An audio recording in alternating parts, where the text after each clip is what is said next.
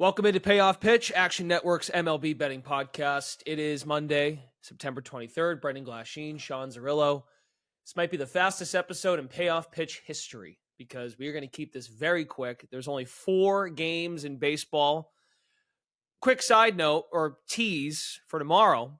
Sean Zerillo, who's here today, will join us tomorrow. Myself, BJ Cunningham, and Sean to dive into what is a larger slate. Everyone's playing tomorrow, but also to tie up some loose ends on what we have down the stretch here in Major League Baseball. I think you've heard these last couple of episodes. We've been mixing in some futures discussion, some awards discussion. Some pretty notable series get started tomorrow that will have some playoff feel to them. And Sean's going to stop by. So we'll have a 3-person booth like we had in the middle of the summer, early in the spring. So stay tuned for that. But with 4 games, Sean has targeted 2 games, both sides. And the one stands out as a best bet, and that would be the Toronto Blue Jays. Yeah, Blue Jays projected at -132, so you could bet them up to -122.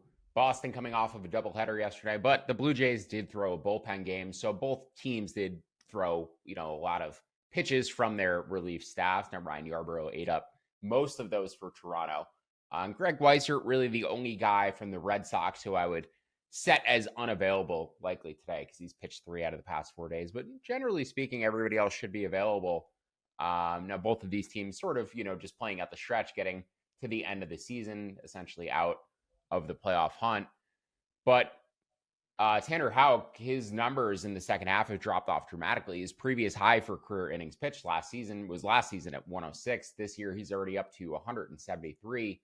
And he's shown a substantial drop-off in the second half relative to the first half. First half, 2.54 ERA, 3.16 expected FIP, 18% strikeout minus walk rate. Second half for Houck, 4.6 ERA, 4.3 expected FIP, 8.4% strikeout minus walk rate. So more than halved the strikeout minus walk numbers, and the expected FIP up more than a run from 3.16 to 4.3. ERA is moved by 2 runs from 2.5 to 4.6. The bullpens for both teams have been pretty bad, especially in the second half. Both bottom 5 by strikeout minus walk rate and expected FIP. The Red Sox have the better bullpen metrics on the season, but I think largely fatigue and teams catching up to the pitch mix they introduced this season, moving away from fastballs, more cutters, more sinkers, more sliders. Eventually, the league caught up to that on top of the fact that I just don't think they had a ton of depth, and they eventually fatigued. But Toronto's bullpen isn't much better. Blew a game in Tampa Bay yesterday. Had multiple chances to win it. Even their lineup had a chance to tie it in the top of the 9th inning. They couldn't get there, but they do have the better offense, particularly over the past 30 days.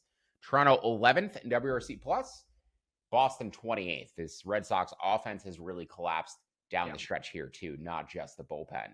Really feels like the Red Sox haven't been scoring, and I'm not surprised to see them rank so lowly in offense over the past month. So just to reiterate, projected Toronto at about -132, -133 would bet their money line up to -122. And I would set that projection and price target for both halves, but probably just playing the full game line here. Not overly interested in investing in this game. The 2 edges I have for today, this is the one favorite that should value. Okay, very, very good. And then you've got one more target as far as an underdog is concerned. Yeah, San Francisco Giants on the money line projected this line at +120. So bet that down to +135 or better. Have bet on Hayden Birdsong in each of his past 3 or 4 starts. This guy's really good stuff. It's just the command is very wonky, and he can be Jekyll and Hyde from one start to the next. He had 1 walk in his 2 starts back, 1 walk. Location plus number had crept over 100 in that start, but on the season it's at 92, and he had a 10% walk rate in the minors. He has a 14% walk rate in the majors. So the command is really wonky. And the fastball isn't good. 88 stuff plus on the fastball. It's gotten hit a lot, but the secondary stuff is elite. 154 stuff plus on the changeup, 120 on the slider, 113 on the curveball. He uses each of those pitches about 20% of the time. So it's not like he has these pitches that have these impressive stuff plus figures, but he's not actually throwing them. That is a case for a lot of pitchers. This is a guy who has 3 above average, if not elite pitches, and he's throwing them each 20% of the time. The problem is the fastball's bad, and he's throwing that 40% of the time. So I don't know if he's capable of modifying the mix, throwing the fastball less, maybe introducing a cutter. I think Birdsong, though, does have a lot of potential given the stuff plus numbers.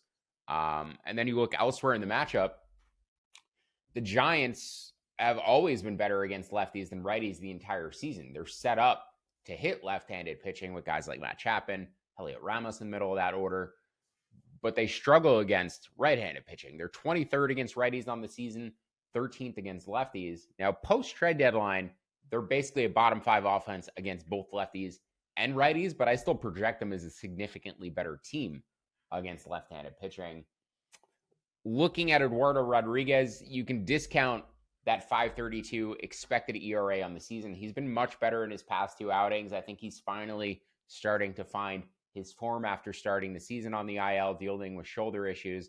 4 walks, 18 strikeouts in his past 2 outings. He struck out 11 batters at Coors Field. I know it's the Rockies, and I know the Rockies strike out a lot. They're not a good offense, but striking out 11 guys at Coors Field is not an easy thing to do. So I'm not as low on Eduardo Rodriguez as I would have been a couple weeks ago. But that said, I still project value on the Giants here. So just to reiterate, plus 135 or better would be my price target, even plus 133, projecting this at plus 120. And those are my 2 bets for today. The Giants on the money line, the Jays on the money line. As Brendan mentioned, I'll be back here tomorrow, and I'll also have no payoff pitch for today. We didn't do it with the 4-game slate, or no opening pitch write-up for today's slate. But I am going to do a write-up for tomorrow on top of the podcast appearance, so you'll have it in written form. My preview of the final remaining key series from Tuesday through Thursday, on top of any remaining futures takes for the regular season. And then I'll have a written playoff preview out next Monday. Very good. I didn't realize the Diamondbacks gave Eduardo Rodriguez a 4-year contract. Did he? Yeah, he opted out of that deal with the Tigers. It seemed like he might want to stay with Detroit. By the way, if Detroit had Eduardo Rodriguez and Jack Flaherty, we'd really be talking about their playoff chances right now, their World Series chances right now, if they had those 2 guys on top of Skubal. But yeah, he had a chance to stay with Detroit. They gave him like a lot of personal time. I think it was last year or the year before, to deal with the situation. I don't know if he got divorced or what happened, but like he took a ton of time away from the team and then came back, and it was really awkward. So Detroit really, gave him a lot of space and time, and it seemed like he was going to stay there, made the All-Star game. But yeah, ultimately opted out and got a big deal from the Diamondbacks, got a much bigger deal or a longer deal than Blake Snell or his teammate Jordan Montgomery got. So amongst the agents who played free agency correctly, I don't know who has control of Eduardo Rodriguez, but they handled that extremely well, where Boris kind of dropped the ball with Snell and Montgomery. And what was it? An injury why he took it so long to start this year? Yeah, he had a shoulder injury in spring. I think it was a shoulder and elbow, and it took him some time to get back. There was a like a setback in there at one point. So yeah, he didn't end up pitching until early August. And just kind of like Snell and Montgomery, I think. Yeah. Montgomery might have had an injury issue too. I can't remember, but both of those guys, like neither had spring training. Both really struggled when they first came up. And I think it was a combination of the injury and also like no spring for Eduardo. But it seems like lately he's rounding himself into form. I kind of like the under in this matchup as well. That's the one other bet that was sort of in range. I wanted minus 105 though. By the time I woke up today, it was minus 110 everywhere. I made it 8.7. The total opened at 9. So 9 minus 105 would have been a bet for me if it comes back there.